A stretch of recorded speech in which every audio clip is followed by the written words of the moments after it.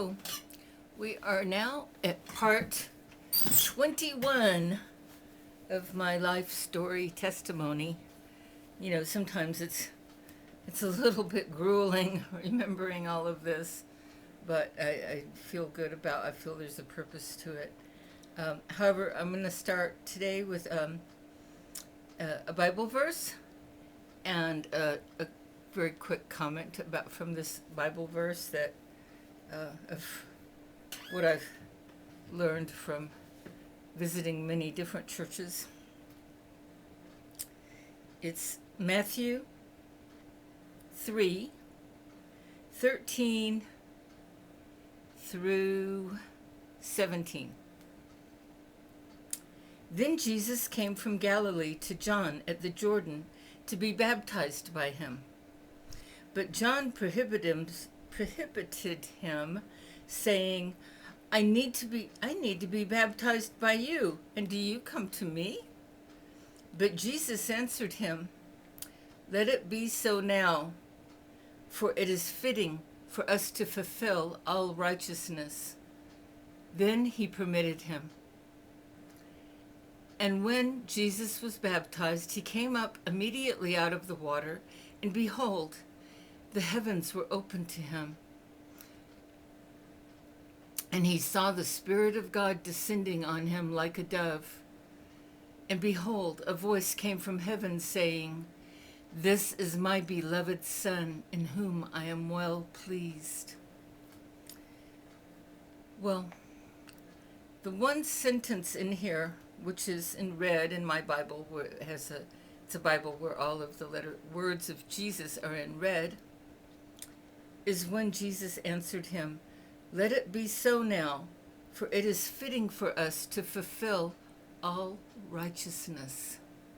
Now, does that mean to anybody, and I know you're going to say no, do any of you think that this means that is the end of all righteousness? Jesus came to end righteousness? No, he came to fulfill righteousness, to show, to be righteousness for us. And what I found strange from the church, almost, if not every church that I've gone to, translates the word fulfill in the New Testament. Not in that particular verse, they just kind of skip over that verse. But when it's talking about the law, the laws of God, like the Ten Commandments is a really good example.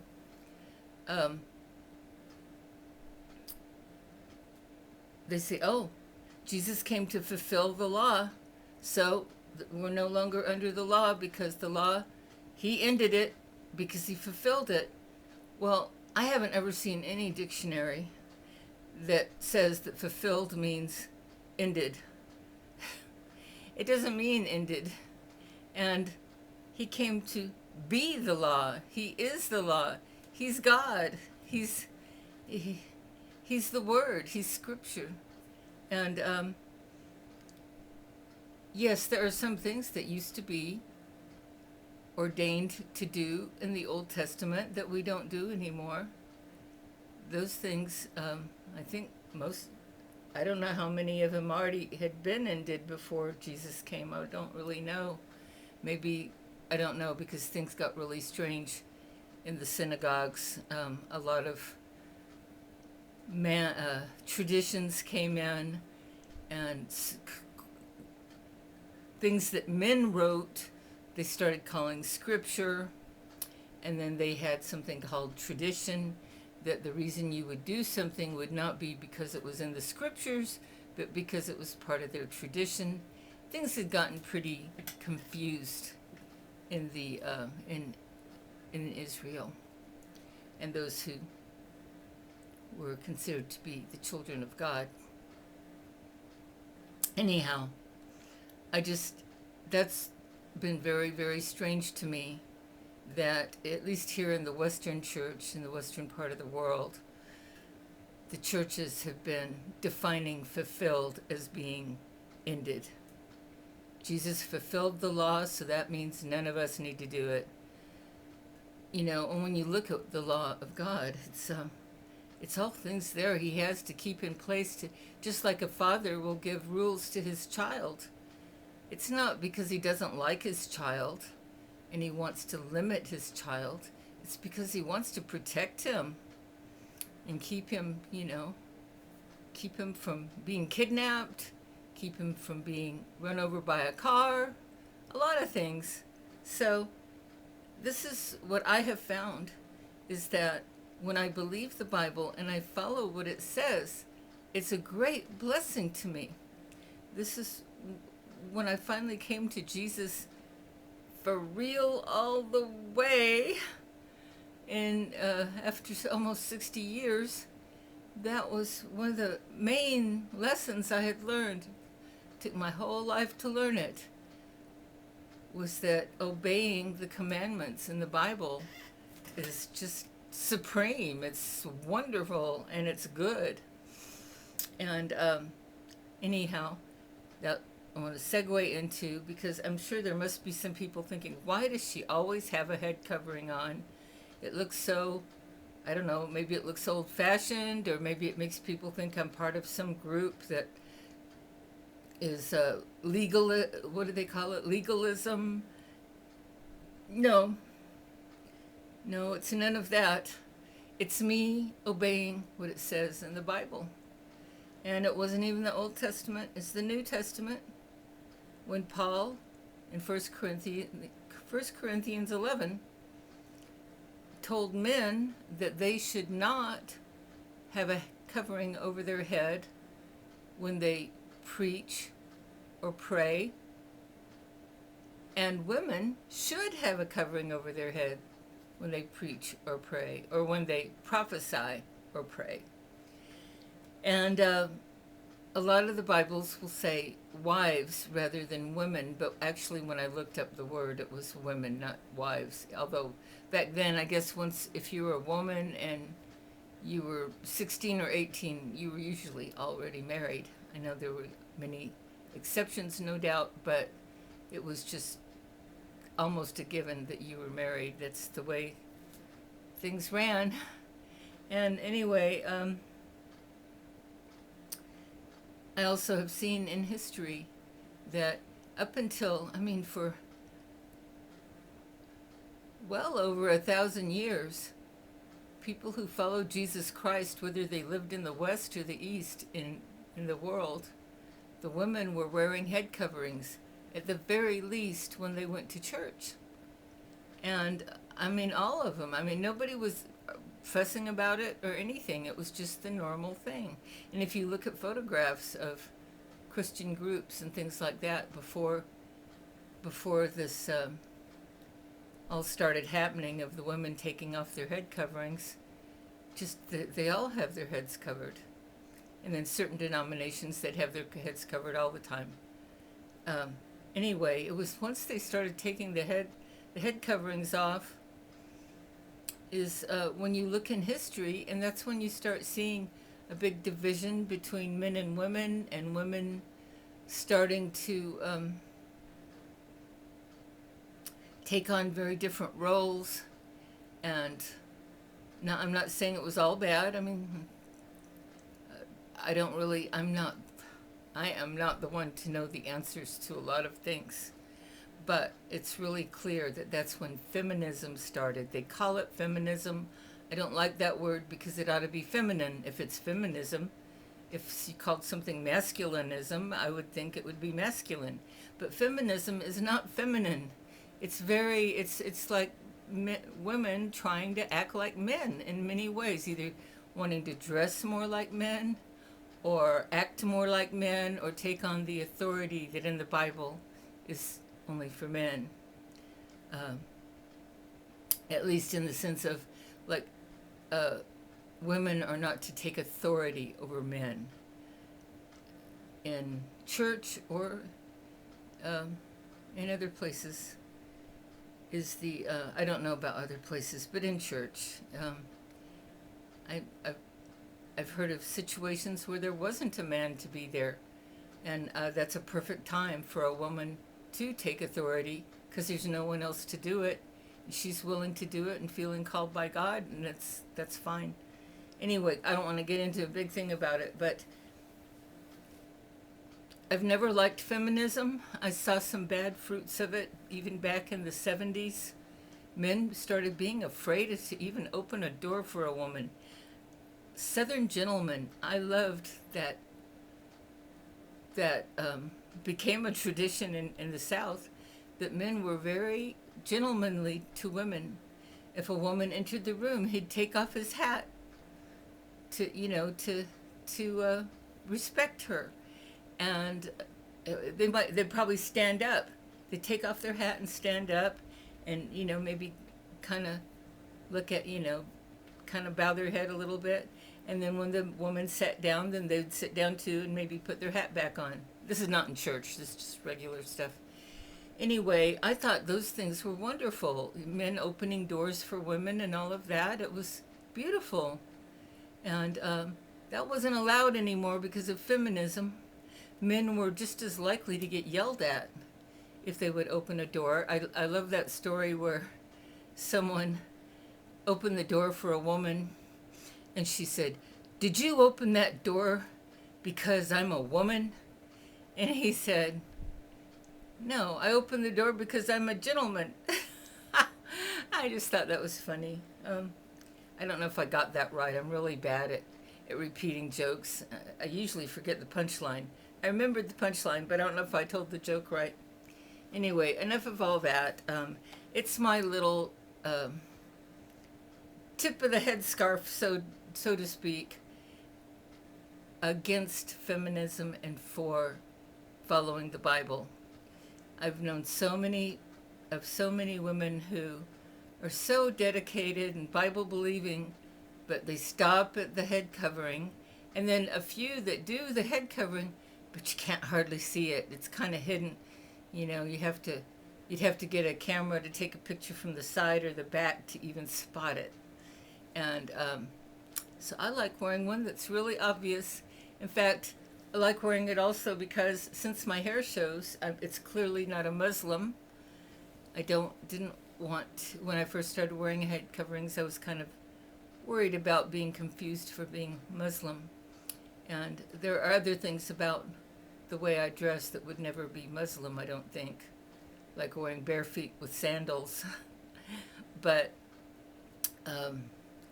showing the hair is a no-no for Muslim women, and I know I don't have to worry about anybody with any knowledge whatsoever of Islam thinking that I'm Muslim, and in fact they probably think I'm Christian.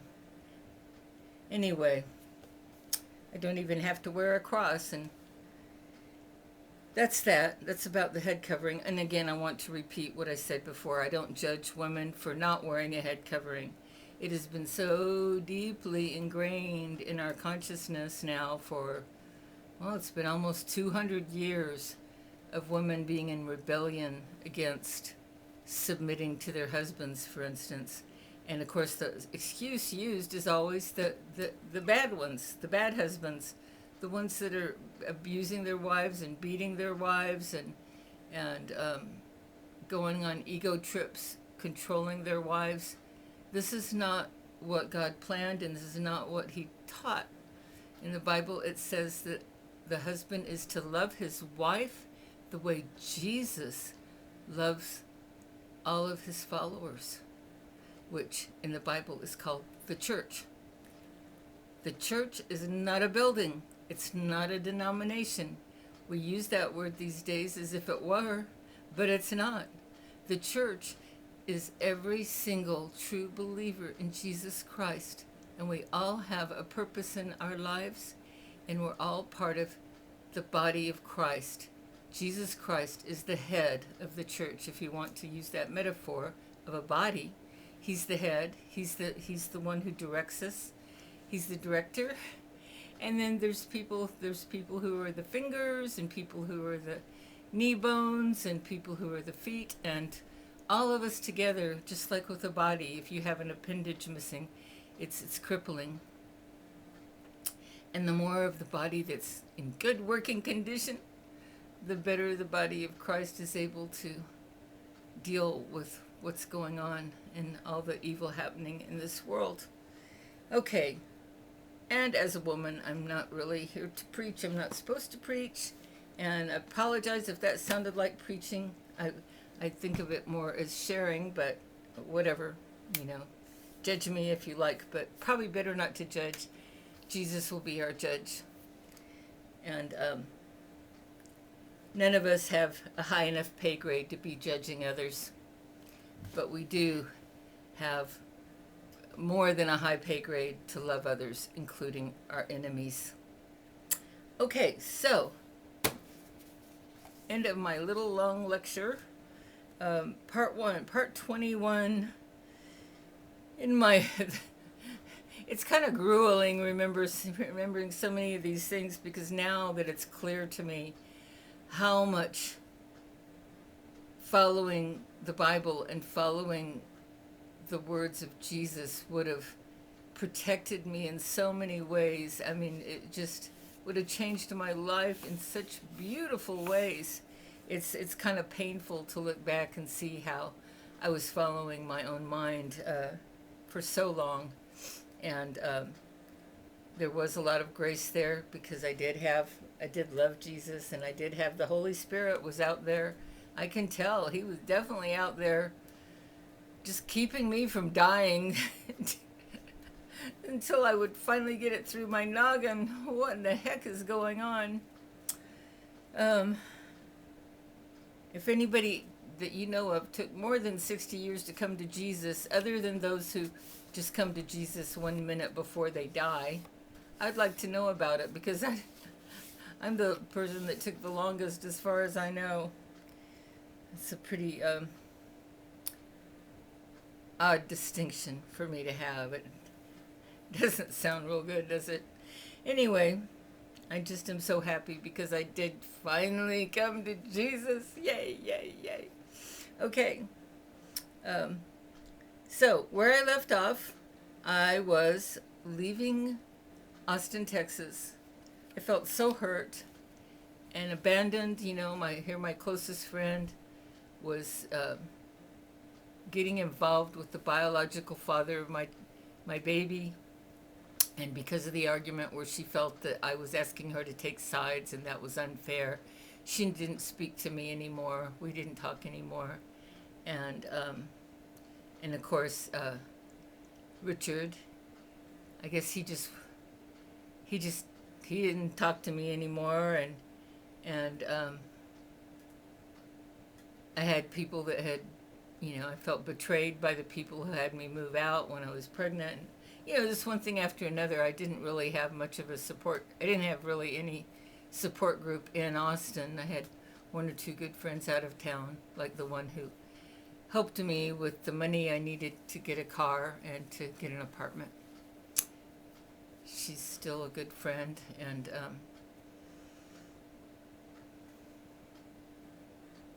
anyway, so my friend the from art class in Boulder, I haven't been saying her name. I'm trying to think. I'm going to start calling her the poet, because she loves poetry. She's always been a poet since I first met her, and she still is. And she loves going to poetry readings and all of that. So I'll call her the poet. And so the poet and I talked, and she was saying, oh yeah, you ought to come to Boulder, and they have special services for people who need help, and all of this. And the way I looked at it was, well, I used to live near Boulder.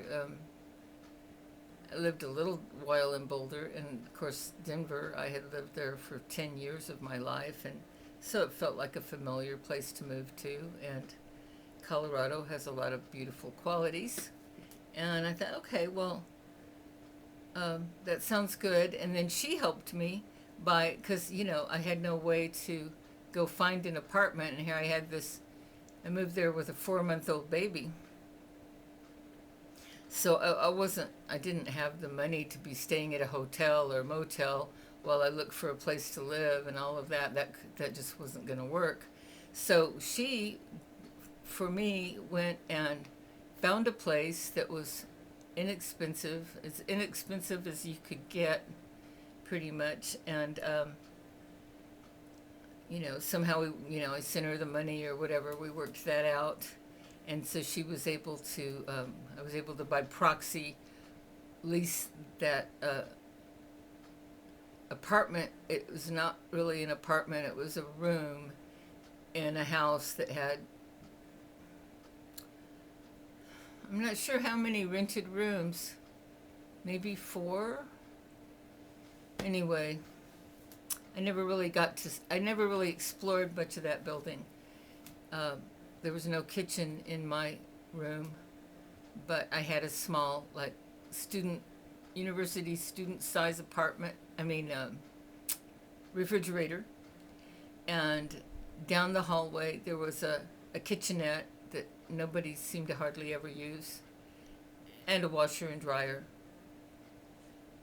And that was a big deal. That was a real big deal, that there was a washer and dryer there. You had to put money in it. It was coin operated.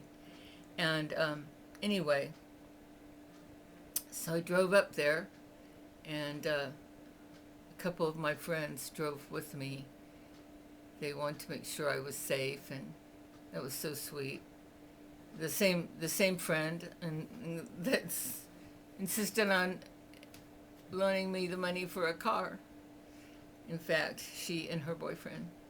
So they were so sweet. And I remember at that time my baby was nursing a lot. And so we had a thing. I would drive ahead and they would drive behind me.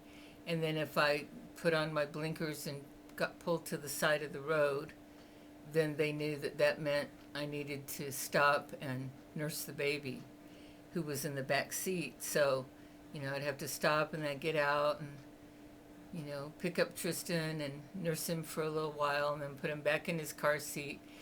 And they would come stop behind me, and then we'd be back on our way again. And I remember that particular day we were driving. It takes a real long time to get out of Texas. It's a big, big state when you're starting down from Austin or that area, Central Texas. It's a long, long, long way. And it was a day of very heavy rain. And anyway, we finally made it all the way to Boulder and to that little apartment. And, they didn't stay very long. They needed to get back, but they were so sweet to come help me with that. And I'm sure they helped me get the things out of the car, and put into the apartment, whatever things could fit in my little hatchback. And I needed to start working right away. I wasn't on I had no government aid and no, other than my friend Dixie, loaning me that money, and a little bit of help from friends. I needed to work right away, and I had gotten to the point where I had decided I'm going to type for a living. This was before nobody knew yet, at least I didn't know, that students were going to start getting their own computers and learning how to type for themselves. But at that point, a person could make a living typing for college students. They would bring you their papers written in longhand, and then you could type them up and charge by the page. And so I continued what I had started to do in Austin, typing for college students. I put an ad in the paper right away, and in the college paper.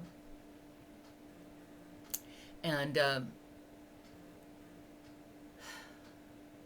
I soon realized that I don't know why I realized it, to tell you the truth. Computers were really new, and for some reason I thought it was important to get a computer. But computers were, it was a real transition time, and the computer I got back at that time was already, people were forgetting that name. But when it first came out, people thought it was going to be one of the big guys like Microsoft. But it was called an Osborne, And it was so strange to remember because it had a screen that, nowadays monitors are, you'll get these big monitors, but the screen was literally about 3 inches by 3 inches. So I had all this body of a computer, but just 3 inches by 3 inches was where I could see the words. It was not Windows, so it was just black, and I think that the letters were either gold or green, and the screen was so small that I could not see an entire line of a page at one time. I would have to I think that's before we had a mouse, and so I think I had to push an arrow or something to make it move to the right side of the page or the left side. So if, for instance, I was going to read a few lines on a document, then I'd have to go back and left and right, and keep having to move it left and right. And plus it was really tiny. And it also, that was before they had hard drives. And so any information, like say to see a document, had to be on what they called a floppy drive, which there were these big things about this big, and you'd stick it in there and the computer would read it. And so you had a lot of floppy disks, and the only thing that was always in the system, if I remember correctly, was the operating system, which was probably called Osborne or something. No, it had a name, I think. It was even the word processing had a name. WordStar? I think it was called WordStar. Well, anyway, you're not interested in all that, but I went to a garage sale and bought an Osborne, not knowing what I was doing. I knew so little about computers, and I'd only typed on them a little bit in a typing service I worked for a little while in Austin. And the lady who ran it was somebody I had known from the translation company. And so she knew I was a good typist, and so she hired me. And I saw how she ran that business. She was a hysterical person. It was kind of funny, but it made me realize that I could run my own business, because I thought, wow, if she can run a business, I could run a business. Because people would they'd come over and say, well, do you have my paper ready yet? Maybe it was a paper that the plan was for them to pick it up at 5 p.m. on Monday or something, and they might come in at 3 to see if it's ready. And she'd be like, oh, no, it's not ready yet. Not until 5. She'd be very, I thought it was hysterical the way not hysterical, it was hysterical, but it was, what's the word I'm thinking of?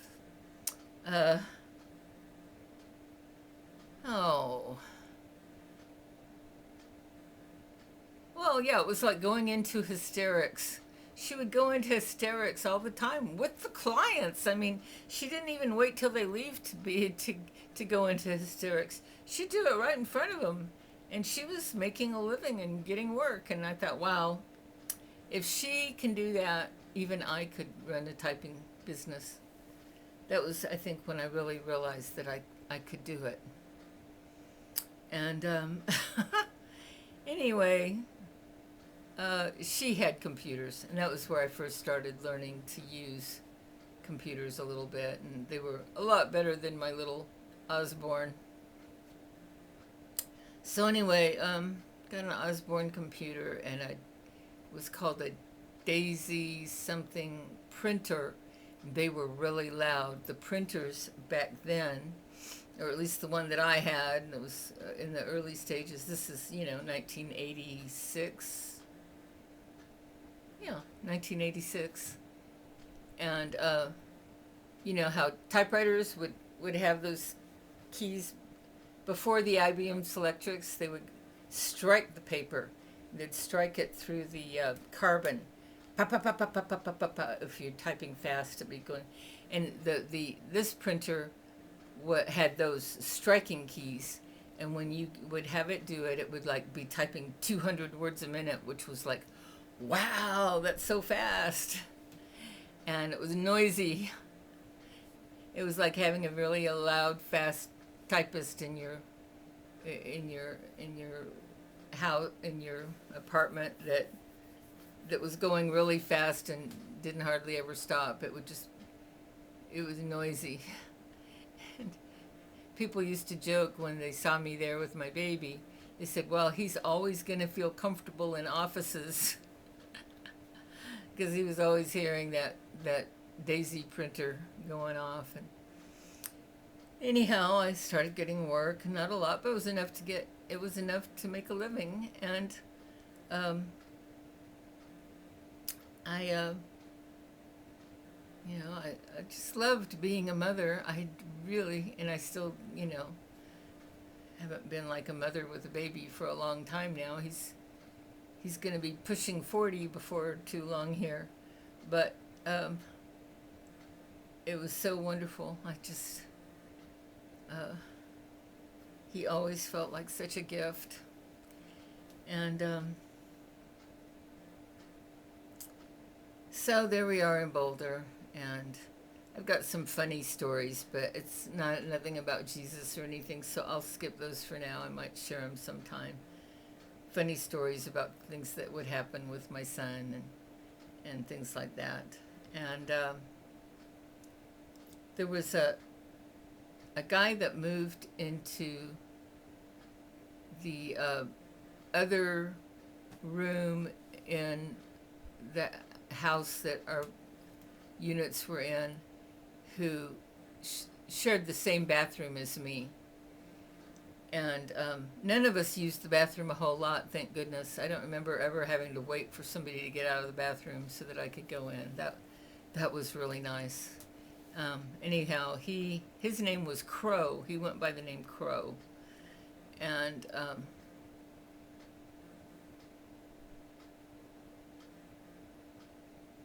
he had a friend that was coming over a lot named Blue. And the final thing that happened with that was, let's see, I'm just going to skip over a lot of stuff because it's just, we lived there for quite a while. I went through some troubles figuring out how to have my diet because Tristan was crying all the time, and I kept changing what I was eating because his only sustenance was from my milk, and I figured there must be something in my milk that's not right, and because he wasn't taking any drugs or anything like that, and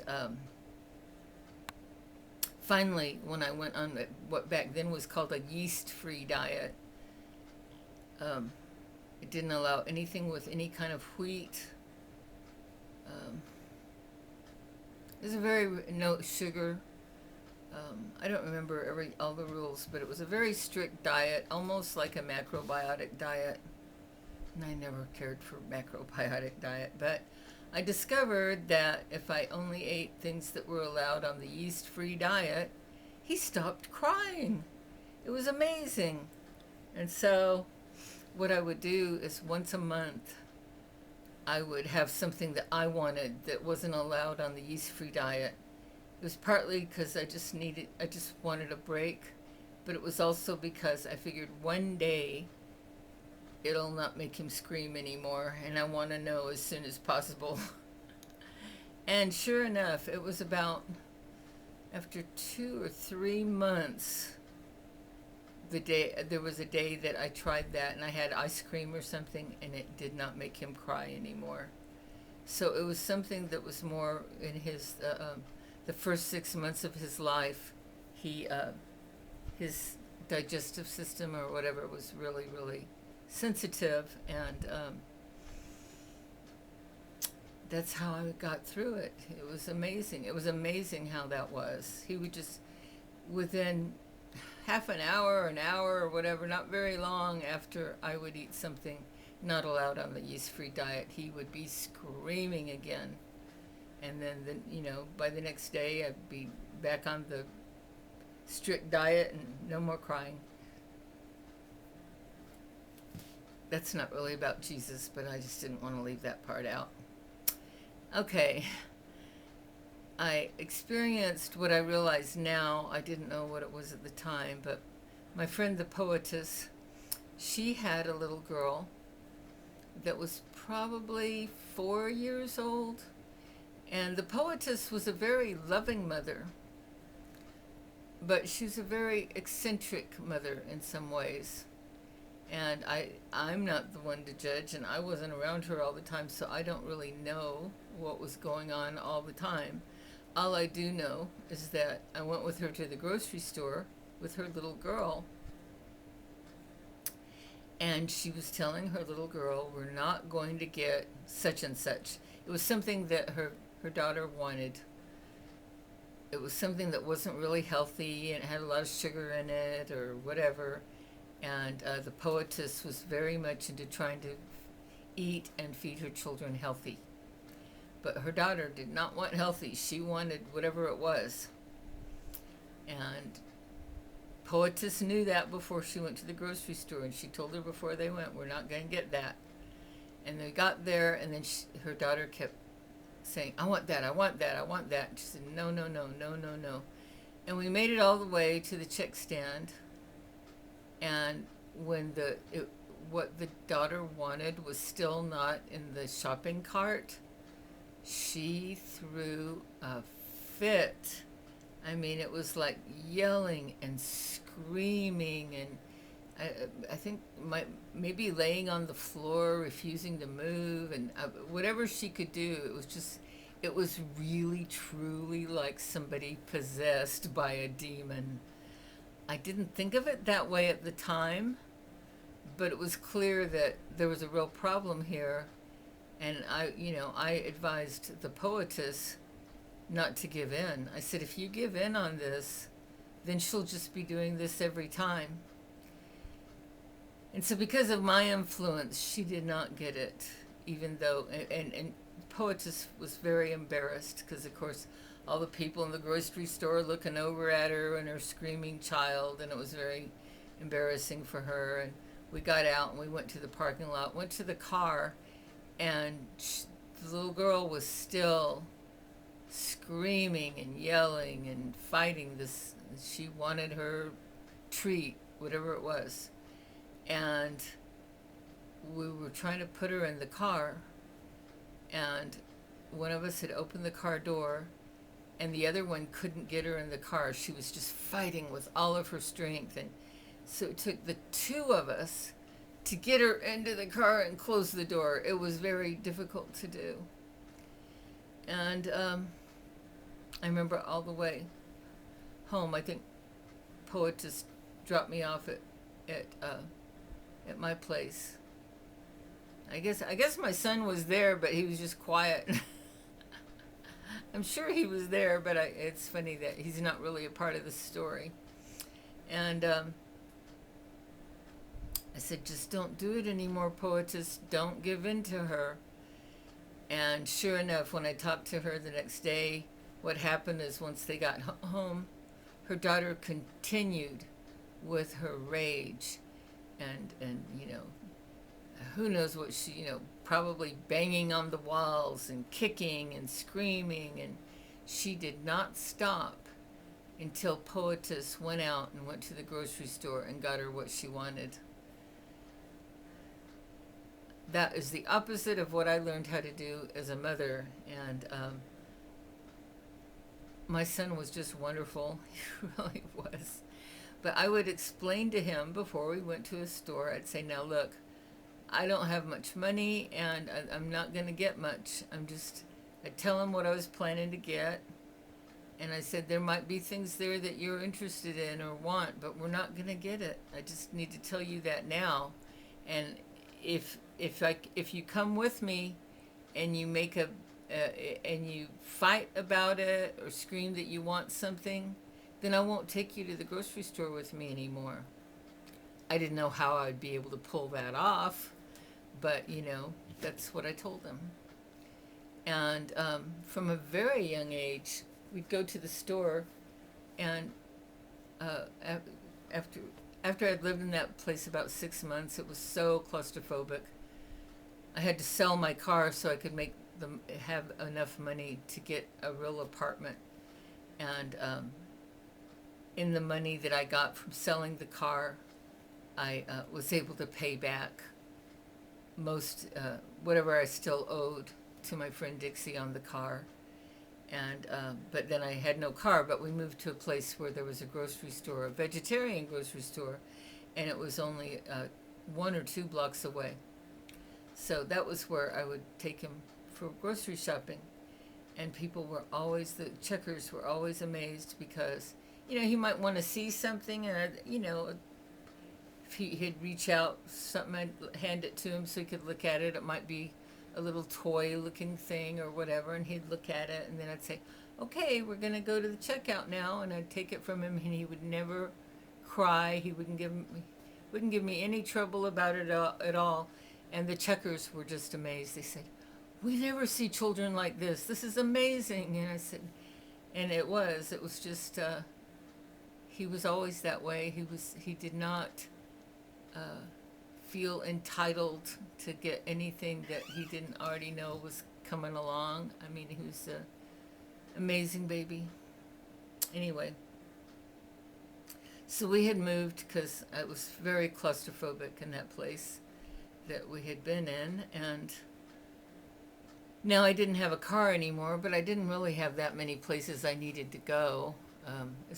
So I found a place that was very near the downtown area, extremely near the downtown area in Boulder, and it was on Pearl Street, and Pearl actually runs right up through the main, what's now a walkway of the downtown area. It was a walkway by the time I moved there, but before that it used to be streets, and they bricked it all in, and now it was a walkway. And it was a really charming downtown area. Anyway, I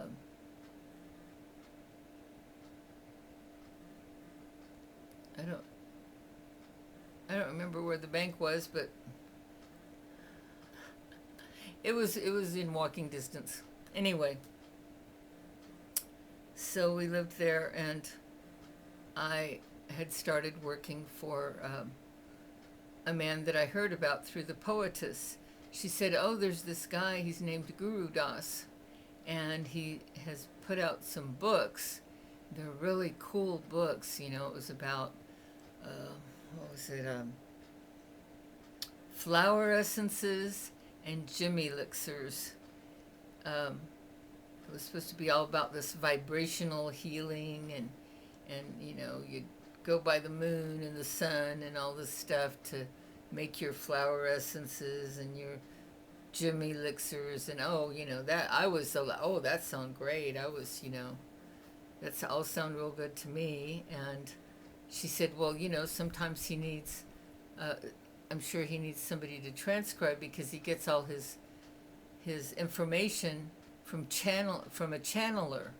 It was actually one of the main people that he got his channeling stuff from was a man who was made somewhat famous in Shirley MacLaine's movie, which I never liked, called Out on a Limb. I think that was the name of her book, and I think that was the name of her movie. And it showed how there was a man she went to that did channeling, Kevin Ryerson. But later on, he was getting another channeler that I think the name was John Fox. But it was very similar. It was mediumship, I guess you'd call it. Anyhow, she told me about him, and I was looking for work, and I didn't have any reason to think he would hire me, but I thought, well, it doesn't hurt to try. So I called, I found his number, and I left a detailed message about my typing skills and how I was willing to be paid, like a penny a word, whatever it was. And he never called back. So I figured, well, he's not interested. But 6 months later, he did. He called, and he asked if I was still interested, and I was. And so a lot of my bread and butter money was actually coming from doing work for him. both before I moved to the new apartment and after. And he wanted, uh, no, I think he called me back while I was at the old apartment, but I don't think I started actually working for him until I was at the new apartment, because he only wanted me to do the work on his computer, and it was an Apple. And I had never worked on an Apple before, but he showed me enough how to do it. All I needed to do was be able to open the document and type stuff into it and save it. That's all I had to know how to do. And this was still way before people were using the internet. It wasn't connected to any other computers or anything like that. And anyway, he brought over a computer for me to use.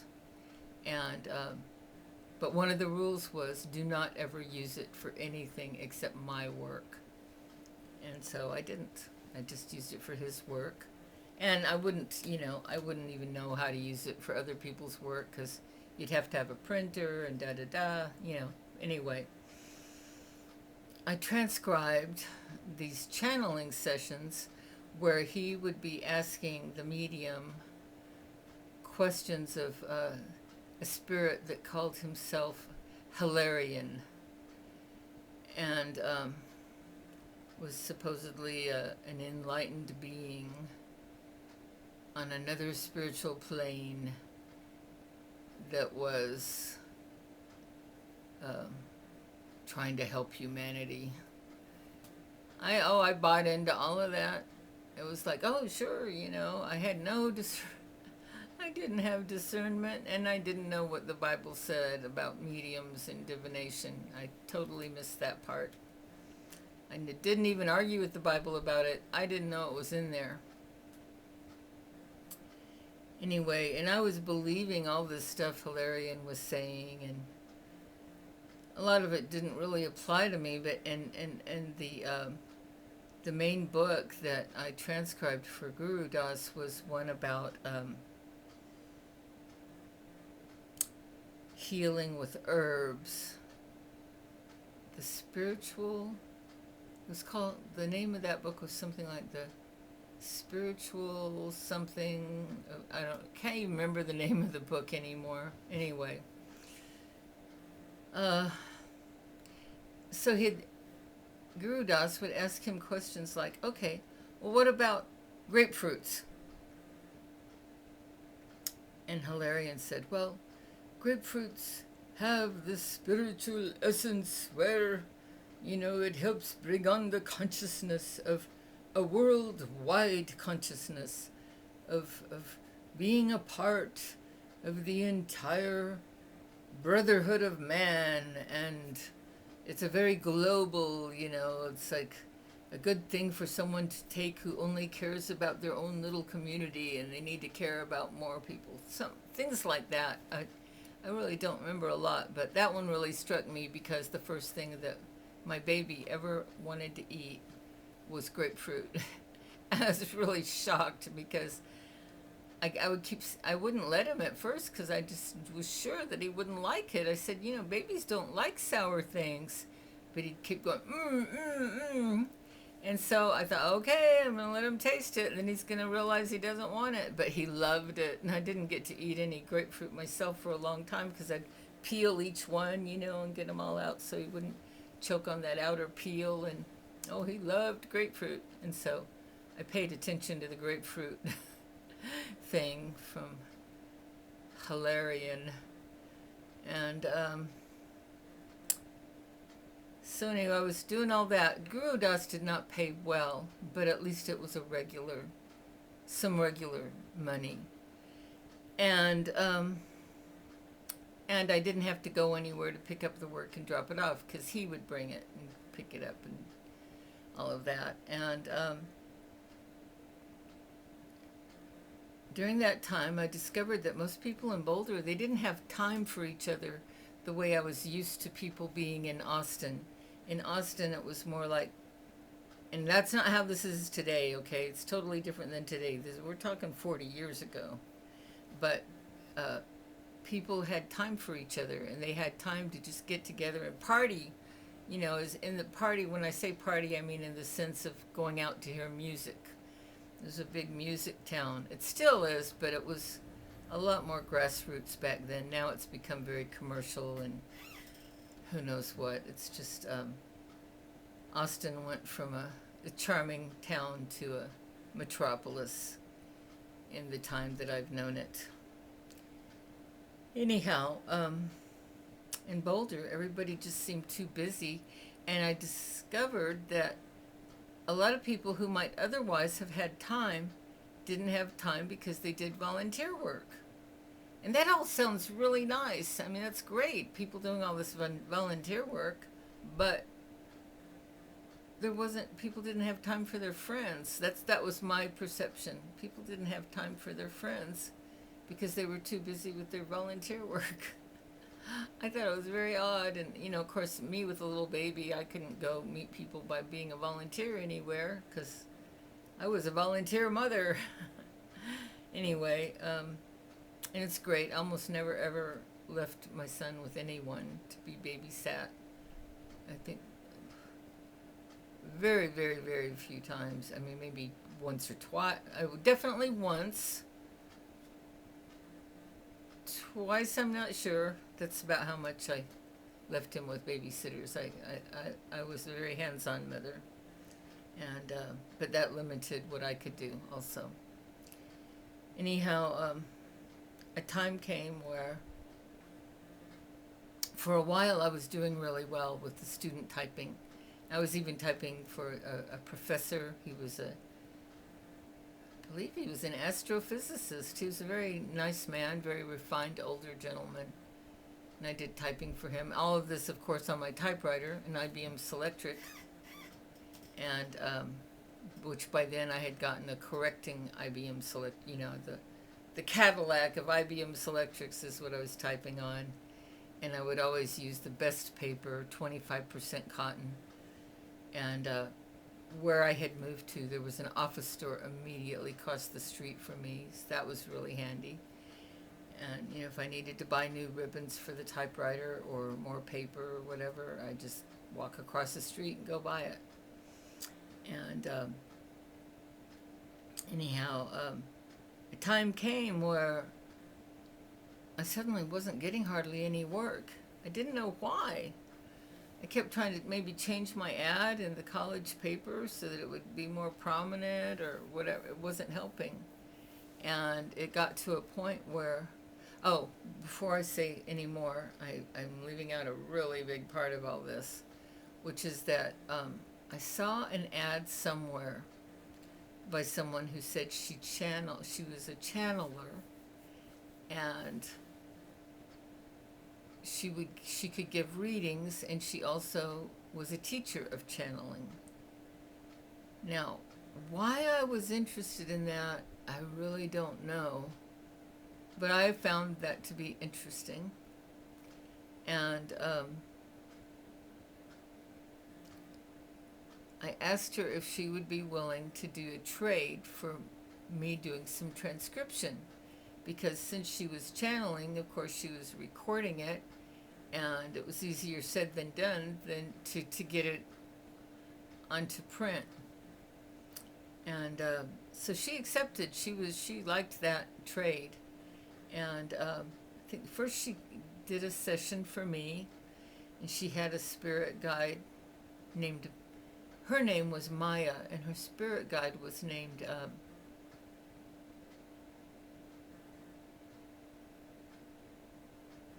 think it was Hala.